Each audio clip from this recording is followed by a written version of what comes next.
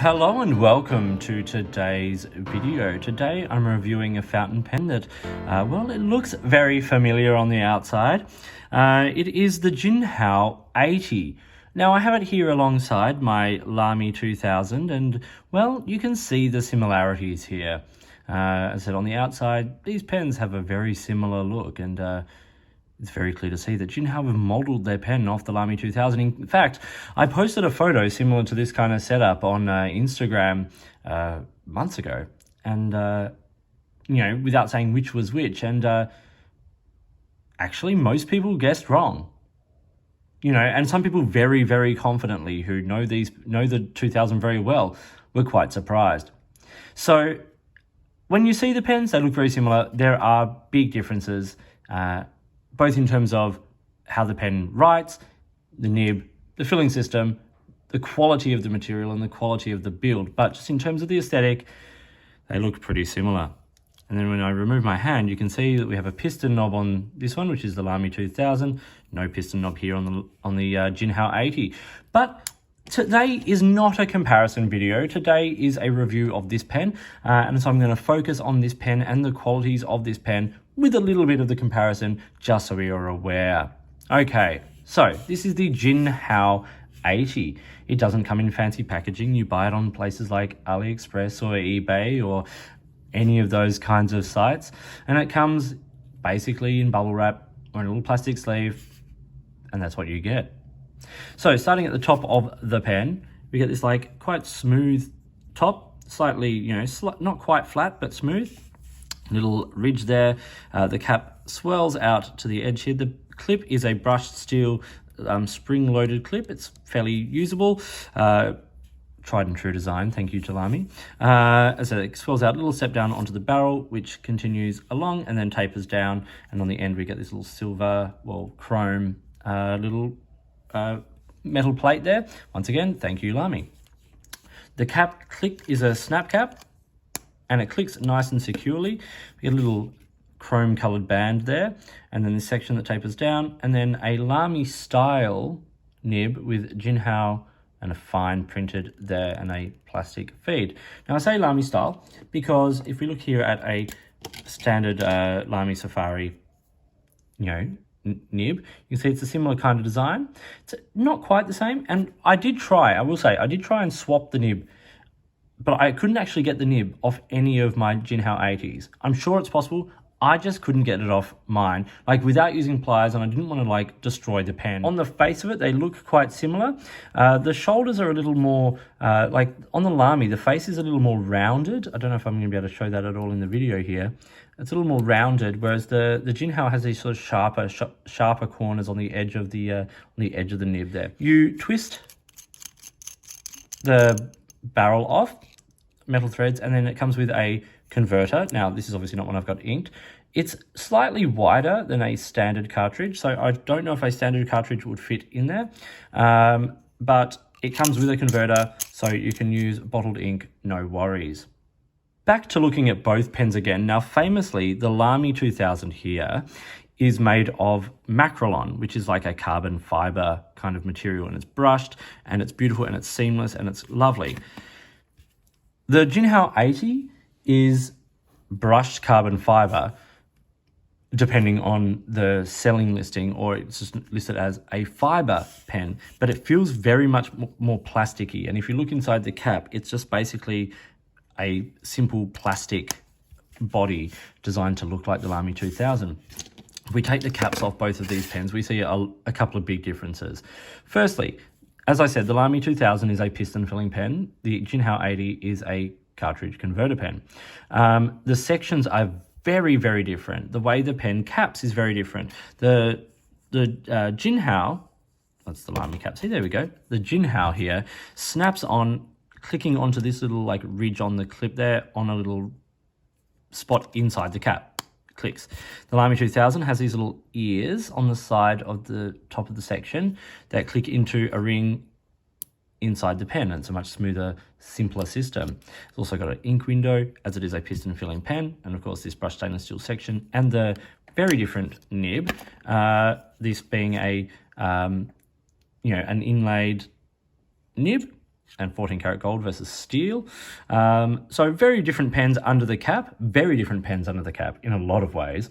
But when they are capped, they are, well, there's no denying. Jinhao have ripped off the design of the Lamy 2000 for the exterior of the body of this pen. Now, as I said, I have this in fine, which is about a 0.5. It also comes in extra fine, which is about a 0.3, and I have seen listed a medium, which is about a 0.7, but I couldn't find one of those to buy when I purchased these. And when I say these, I got 3. So I got a couple of different colors. It comes with either the brushed steel finish or a gold finish, gold colored finish, I should say. And there's a range of colors. There's a white, the black obviously, brown, green, red, blue, burgundy. There's a lot of them and with different trims. So I have the navy blue here and the burgundy. And I think they actually, the thing is, they look great. It's a tried and true design. Like, and they've added a couple of colors. Like Lamy did the Bauhaus, you know, the blue and all that kind of thing. And they've done a brown, I think. It's, you know, it's a really tried and true design, you know, more than 50 years old in its sort of, in its look. So before we do things like size comparisons and all of that, I just want to take a moment to talk about the controversy of this pen. Now, this pen has been controversial. Jinhao, Moonman or Mahjong, whatever they call themselves these days, Wing Sung, all these brands have ripped off other pen designs. From big brands, little brands, boutique brands, you name it. Something like Moonman, under that title, was ripping off Franklin Christoph and Leonardo and all these other brands. Like, so why is this such, you know, and they cause some controversy, but people have sort of gone kind of mildly nuts about this one. And I think it's because the Lamy 2000 is such an iconic pen. You know, as I said, it's been around for more than 50 years. It's a design that is so well known. It is so visibly like the face of Lamy. That and the Safari are what Lamy really, like, if you see those pens, you know you are talking about Lamy, probably more than any other design in their lineup. And I think that's why it's kind of so controversial. It's not that like it's any more of a rip-off than any other brand. And in fact, when you, as I said, when you remove the caps, they're completely different pens, completely different in every possible way. But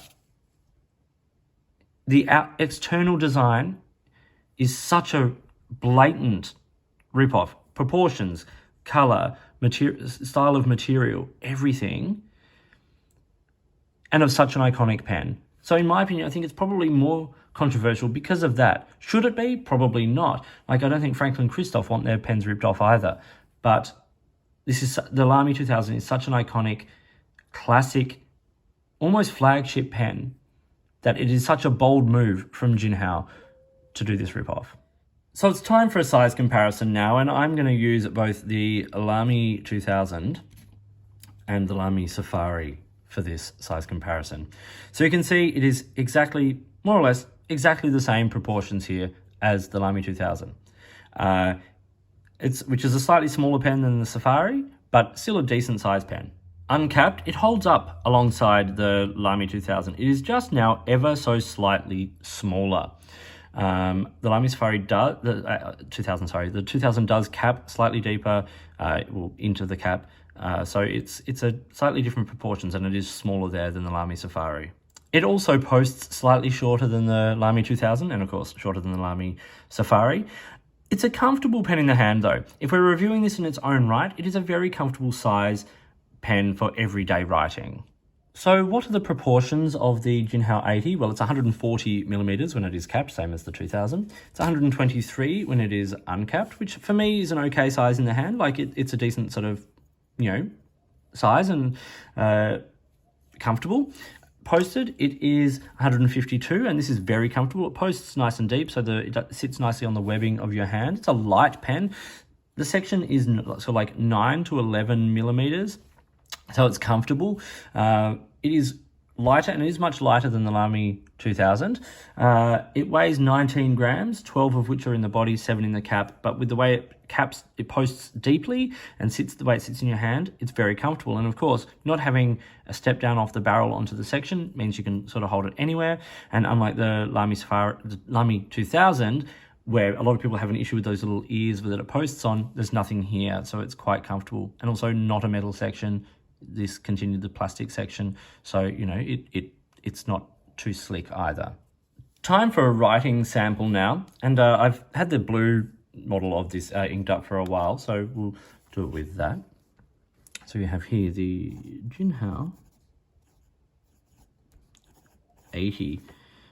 This is a steel fine nib. As I said, you may be able to swap the nib out for a Lamy nib if you desire. I just couldn't actually get the nibs off any of these Jinhao 80s myself.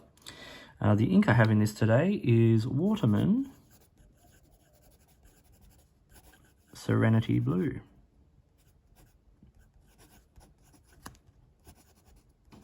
Which is obviously a classic ink. Let's do a writing sample.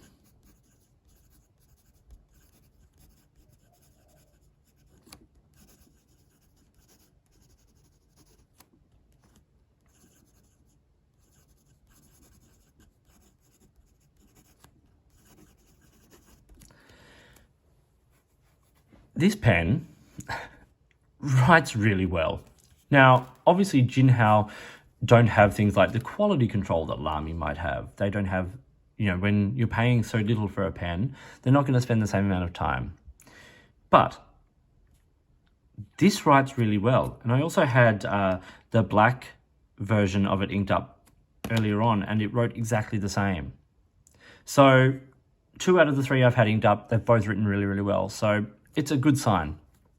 Fast writing.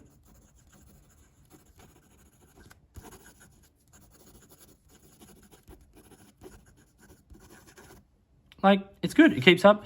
It's not super wet, but it's also not, it's not a dry pen. And also this ink isn't a super wet ink. Reverse writing. Easily get a few words out, not an issue. Not a flex pen. These are stiff nibs. Some of the stiffest nibs I've ever written with, but not uncomfortably so. But you can see it writes well. It writes consistently. It lays down a nice fine line. In fact, fine verging on medium in a way, a lot like Lamy does with their fine nibs. It's comfortable to write with. It's doing the job. It wrote like this out of the box, or out of the bubble wrap. I didn't flush it. It wrote like this. So that's a lot to be said for this pen. So obviously, if I was reviewing this pen and I didn't know its sort of connection, shall we say, to the Lamy 2000, I'd be reviewing it very positively. It's comfortable in the hand. It writes well. Comes with a converter. Super good price. Obviously, the fact that it is a very clear, stealing basically of the design. And I know that there are copyright laws and things that have sort of lapsed, and everyone's got their opinions on all of this. But in its own right, it is a pen that writes well, that works well. And of course, it's being a cartridge converter pen, not a piston, being a different style nib. All of that is taken into account, and this writes very well. So let's talk about some pros and cons. Okay, cons. It's not their design.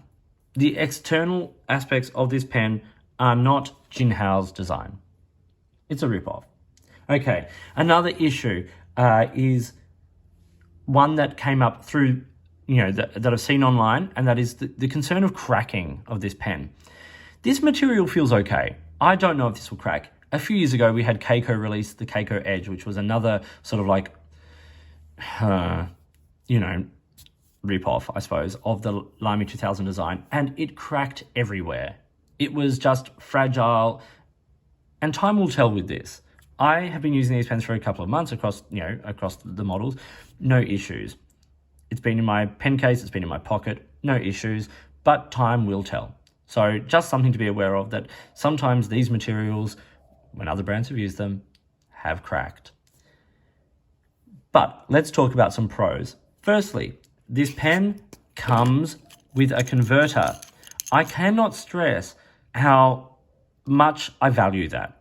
It comes with a converter. And also, I like the cartridge converter system. It's easy to clean. It's good. I don't mind it. And you know what? If the converter fails, here's the next thing about this pen. Depending on where you buy it from, in Australian dollars, it is between $5 and $8. Yes, 5 Australian to 8 Australian dollars, including postage, as this is being filmed. We are not talking almost 400 Australian dollars for the Lamy 2000. And yes, that's a gold nib and it's a piston and all that stuff. I get that. $5 to $8. If the converter fails, you can buy a new pen for less than the cost of most converters. Just something to be aware of. Another thing I like about this pen is that, yes, it is a tried and true design. So the size of it and the shape of it fits nicely in the hand. It's comfortable. It works. That sort of style nib works. But more importantly, this pen writes so well. It's consistent. It's got good flow. It's smooth. There's a lot to be said for a $5 to $8 pen that writes like this one does. One thing that I'm going to say that's a little controversial perhaps is that this pen does something that I think is a step up on the Lamy 2000, and that is the grip section. The Lamy 2000, the only thing I find an issue with this Lamy 2000, and I use this pen all the time, like this is one of my main daily drivers, absolutely inked, probably 70% of the time, this pen is inked up. I love it.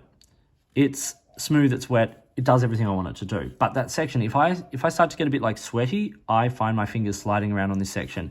How sharp that taper is and that material, it just slides around. Whereas on this, it's a slightly more coarse material, it's not as slick, it's a slightly less tapered design. It's very comfortable. It's very, very comfortable. So good job, Jinhao, on that little alteration to their design. So this was the Jinhao 80. I hope you found this video interesting and useful. In its own right, a pen that writes very well is very good. A lot of people are going to have issues with the fact that the design is not theirs and all that, and I understand that. I just wanted to present it, show it in comparison, and show just how this pen itself writes and its pros and cons. So thank you for watching, like and subscribe. If you've got something you'd like me to look at, let me know. If there's a way you'd like to support the channel, I would love to hear from you. In the meantime, enjoy your pens, whatever brand they be, and I'll talk to you soon.